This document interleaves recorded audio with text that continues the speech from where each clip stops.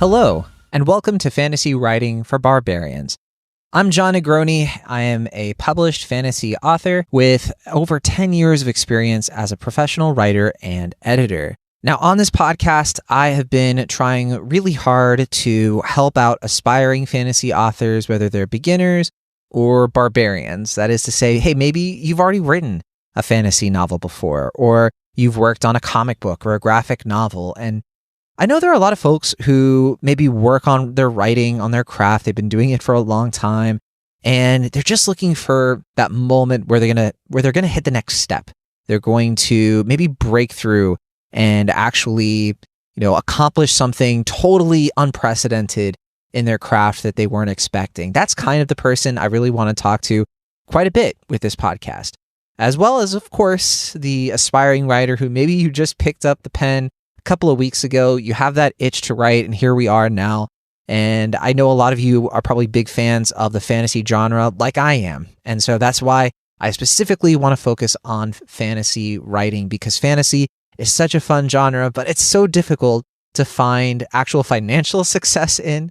But that's okay, because it's not all about financial success. I know a lot of you want to write something that's going to be read. However, it's going to be read, and you don't want to waste your time. You want to get there in a way that's efficient, that is smart, and that is best representative of your potential and talent. So, with all that said, very happy to get into things. I do want to start answering listener questions that we've been getting before I start with the main prompt. We do have a prompt coming up, but first, we have like a frequently asked questions thing, and I thought about doing like a mailbag episode, but I thought, that would be a little bit too, a whole thing where I'm just answering like little detail questions. I don't know if that would be very compelling for a lot of people. So I'm going to sprinkle these in from time to time. Here's the question I have been getting so far the most. I've had about 7 or 8 people ask this one question. And so, okay, here we go. The question is, who designed the logo for this podcast? And there were a couple questions along the lines of where did the logo come from and everything. I even had somebody who was like, hey, it's not AI, is it? Well, no, it is absolutely not AI, because if you actually look, it is so obviously something that I kind of whipped together using Procreate, as it turns out. I used Procreate and Canva to design the logo. And yeah, it's genuinely handwriting. So fantasy writing for barbarians, I spent a lot of time on it, actually, because I'm not an illustrator. So I literally I did like 20 or so versions of it. I couldn't find a font that I liked, and I felt like I'm such a writer that the logo should represent the fact that I should stick to writing, quite honestly. So yeah, it's very funny. I can show you all the Procreate. Maybe one day I'll show the Procreate design file and all the different options and how ridiculous it got at one point. I ultimately started to just simplify it quite a bit. But yeah, everything else in there is using like Canva and stuff, and just very basic design work. One of these days, my goal overall with not just the logo, but also the music and everything, is to also like have a professional do this sort of thing. But since this is a new podcast, I always try to start small. I try to work within a budget and then save up to be able to do like the bigger things like that, and have a professional illustrator or somebody come in there. And I have a few people that I could turn to who I know are great and would do a wonderful job. But for now, I think people like the logo. I haven't gotten any negativity toward it, but I know it's one of those things where sometimes people, they don't say that they don't like it. So I'm only going to hear the people who do like it. So if you are one of those constructive critics, I almost said critiquers, but sure, then yeah, let me know, because I definitely want to make sure at some point we update the logo if enough people don't like it, I suppose. But so far, it seems like it's doing fine. Okay. That's enough of that. Let's get into today's prompt. Now, if you are listening to the show for the first time, for the most part, with some exceptions, what I usually do on this show, one of my producers, Natalia Emmons, sends me a prompt from a place on the internet, usually the Fantasy Writers subreddit on reddit.com. And I read it for the first time live on air. I don't look at these things beforehand. I'm literally going to give you my gut reaction, my instant feedback to reading these. And we do that just because we find it to be a little bit more engaging if I react off the cuff. I'm not overthinking what I'm going to talk about. It's honestly more helpful. I think people think that it's harder to do that, and I don't know, maybe it is. But to me, writing a script and preparing and like doing all that takes so long. But I feel like being able to react to it like somebody is asking me this in person, I think yields better results overall. I think it's a more fluid discussion and it keeps me sharp and I enjoy it, even though it's a challenge. And yeah, I think it would be more time consuming, honestly, to try to, because I would think about every single angle. But that's also why at the very end of the show, we typically have our other producer, Bridget Surdock, make sure I didn't make any huge egregious mistakes or explain something in a confusing way. So they come in and they send me notes on, if there's something I should explain a little bit more or something that they point out that I should have brought up, but I didn't, that sort of thing. So stick around to the end of the show and you'll be able to hear all of that. So let's get into this prompt already. This is in the Fantasy Writers subreddit on reddit.com. And let's see here. Natalia sent me this, just yesterday. This is from username the Mega Dingus. Okay, I'm not going to say the Mega Dingus over and over again. I do not want to do that. So I'm just going to call you the Mega. I think the Mega is fine. And the Mega writes, as a reader and writer, how fantastical do you consider to be too fantastical? I like this question. This is a topic I am very excited to talk about. Here we go. The long and short of it is that I'm a tad concerned there may be too many fantastical elements in my story. As a writer and a reader, what would you consider so fantastical that you're just shaking your head and stop reading? A part of my concern is that in my story, there is no sun or moon, and the world is instead lit by a giant tree at the center of the world. The world also happens to be flat. Concepts like gravity don't exist. You're denser/heavier than the air, therefore you fall type of situation. There used to be a sun and moon, but the big bad blasted them out of the sky. Seasons also exist, though I'm not sure how to justify that so far. Anyway, I know, it's your story, write what you want, but I want it to be something other people will actually want to read. I'm not trying to write something that people start and halfway through say it's too out there and it's put down never to be touched again. So I'm trying to gauge just how out there is too much. Since I'm already feeling this way, I'm considering scraping the whole idea entirely. I tried to look up this question, but I never really found anything. Instead, it was mostly questions about if an idea or story was too mundane to be fantasy.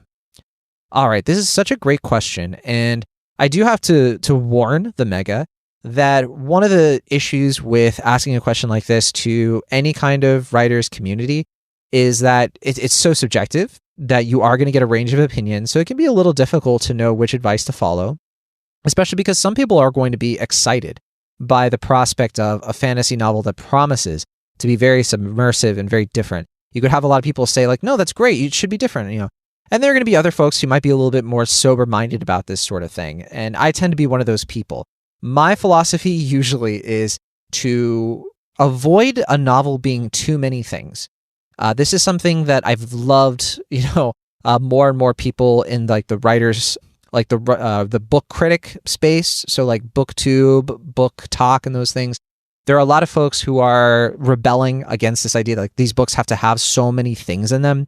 And in a lot of cases, if you want something to sell, if you want something to resonate with a lot of readers, simple is usually better. Pick just a couple of things that are very different and let the rest of the world kind of flow organically from it. And what that usually does is it allows the reader to kind of just always feel like they are keeping up.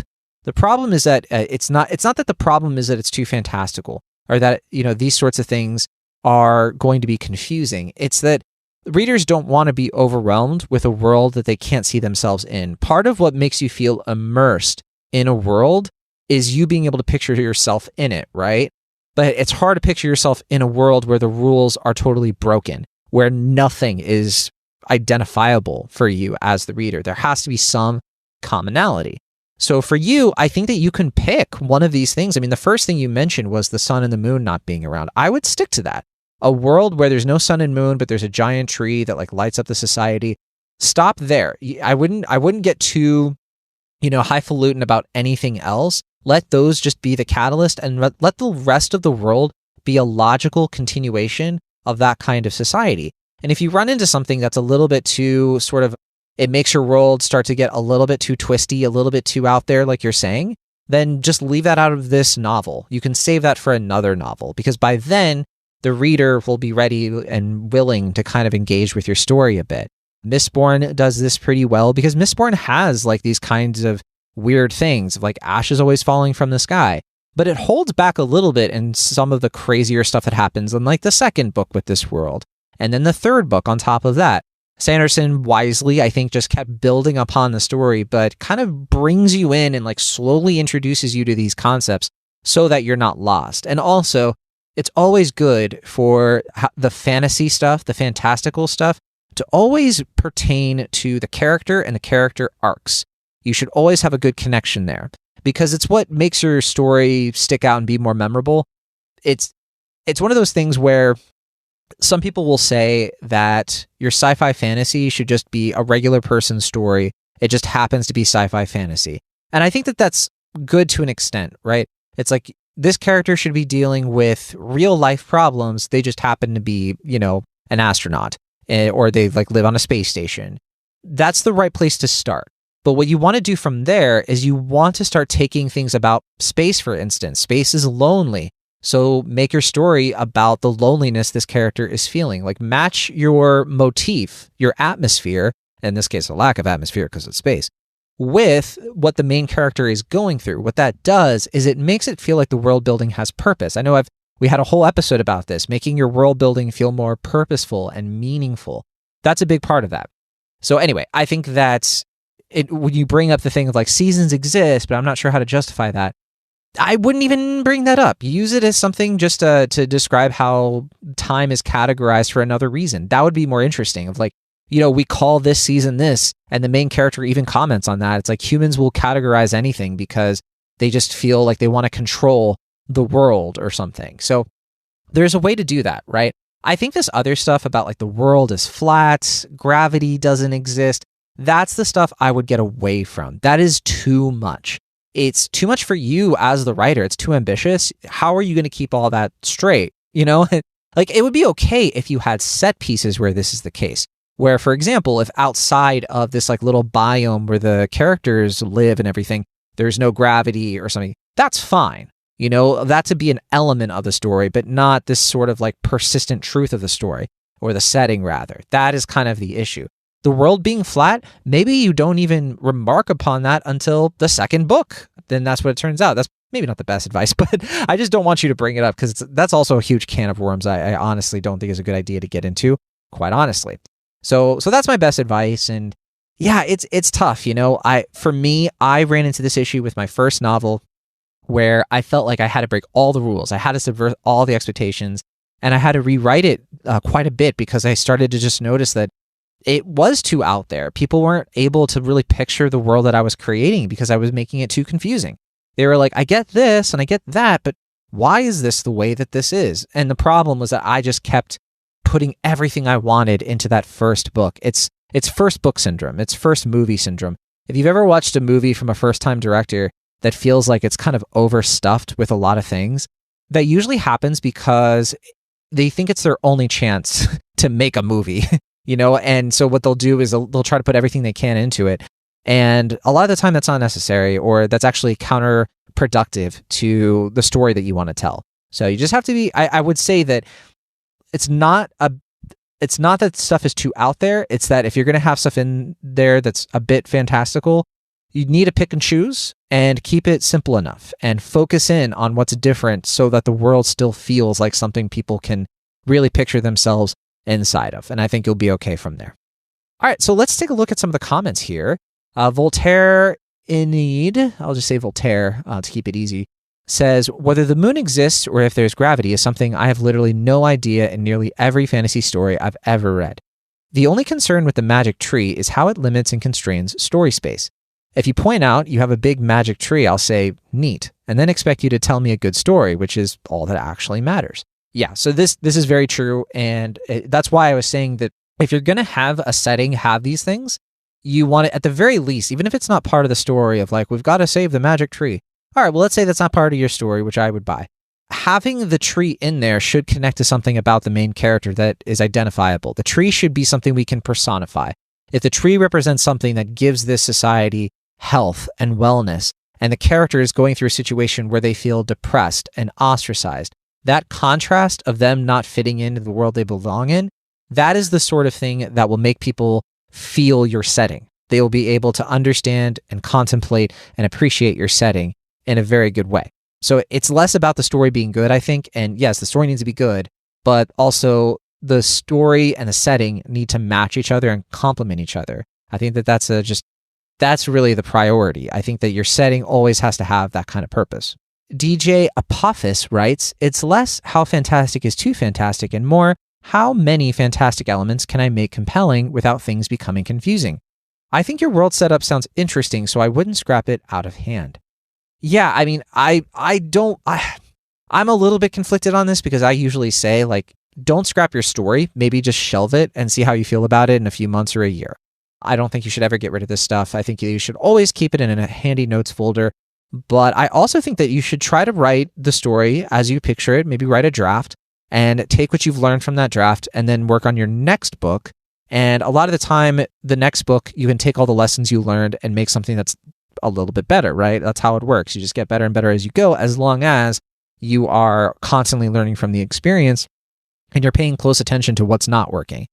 And also not just, spinning your reels, like spending 5 years writing a book when you know that it's not going anywhere, and then you're too burnt out to write another book after that. So I agree with what DJ is seeing here of like, yeah, how many fantastic elements can I make compelling without things becoming confusing?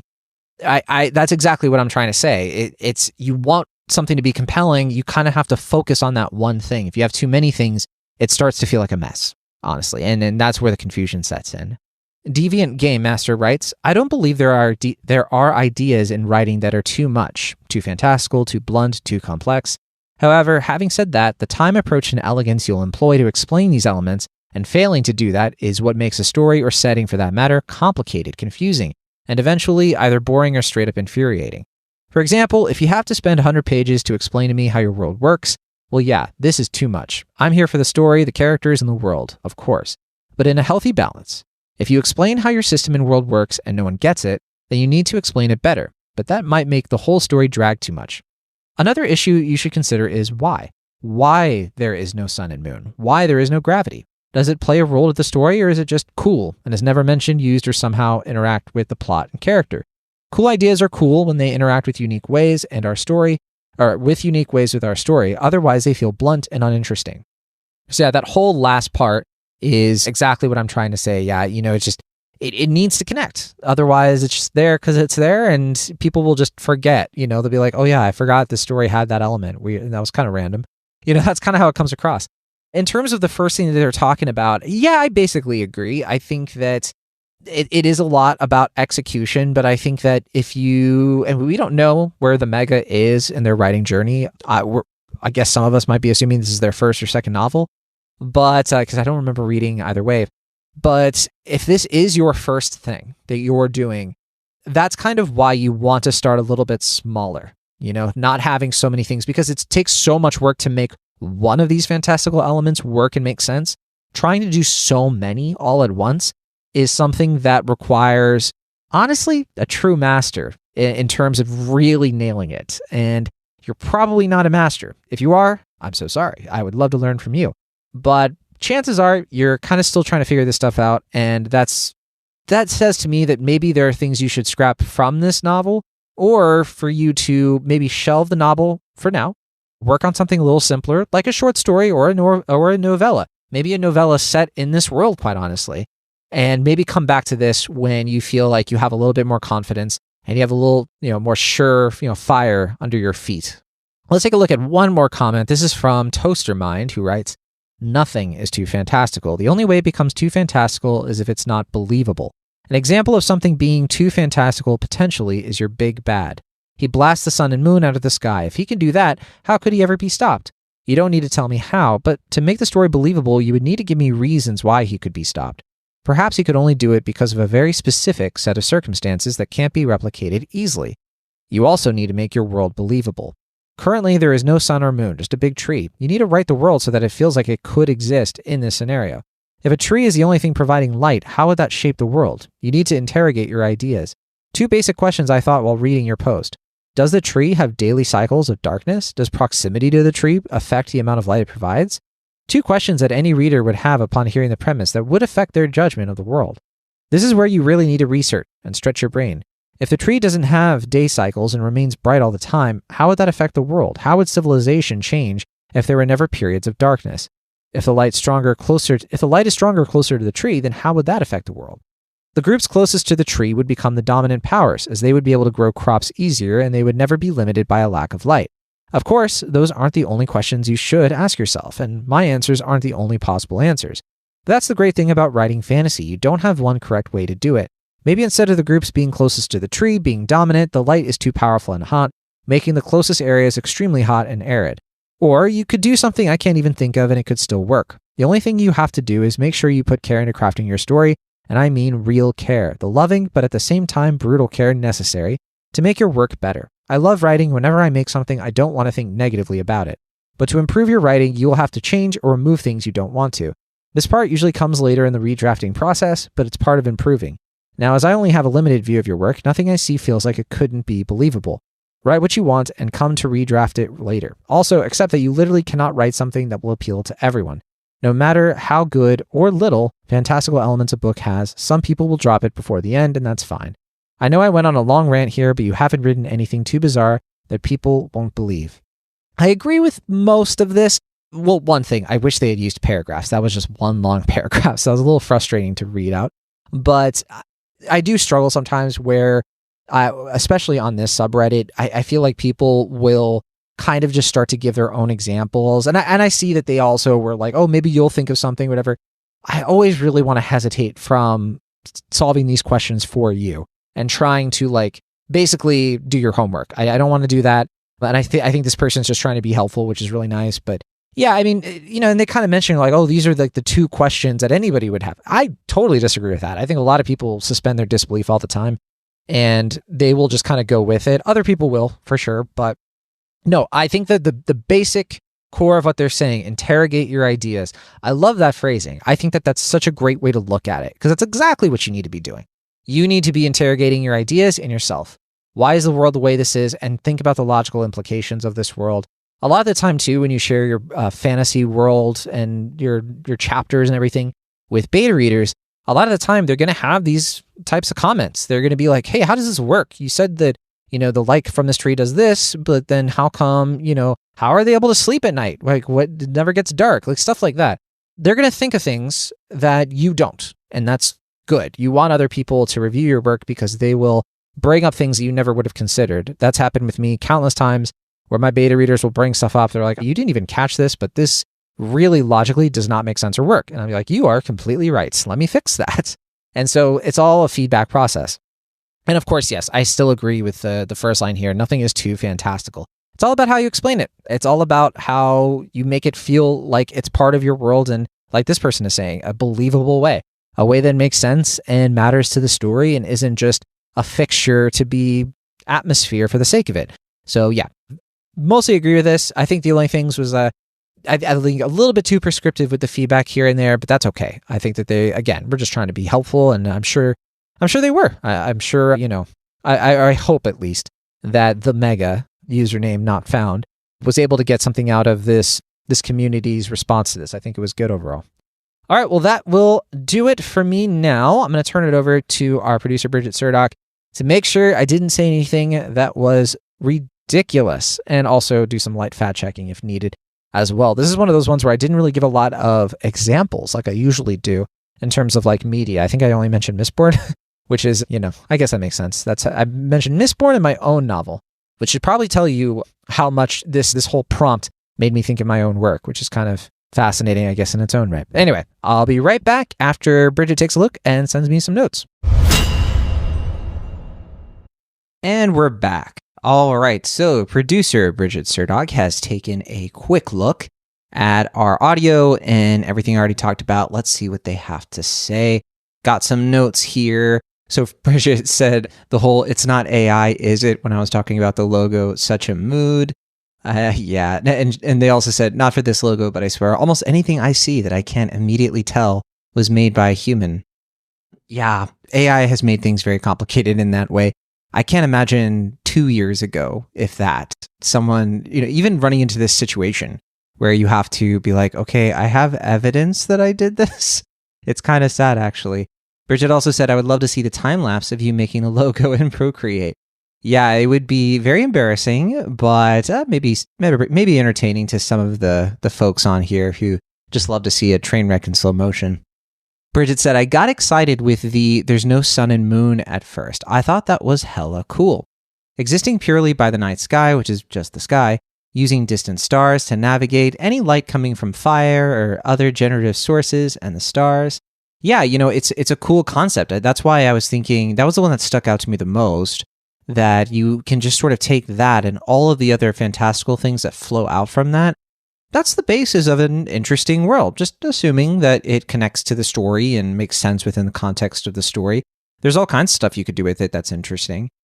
Bridget said, and then they said the planet was flat and gravity doesn't exist? Homie, no thank you. There could be a way to do this, and if the plot is cool enough, I can ignore all of the stuff that bugs me, to an extent. But we are right at the very edge of my willing suspension of disbelief already, and everything else has to be pretty substantial to make up for that. Definitely keep it simple. If you add too many things, it'll be too hard for the reader to grapple with it all, as evidenced by my reaction above. Yeah, so let me give another example about this, because I do want to make sure I'm being clear. So there's a book that came out last year, maybe the year before. It was called Divine Rivals. I read it last year, but I forget exactly when it was published.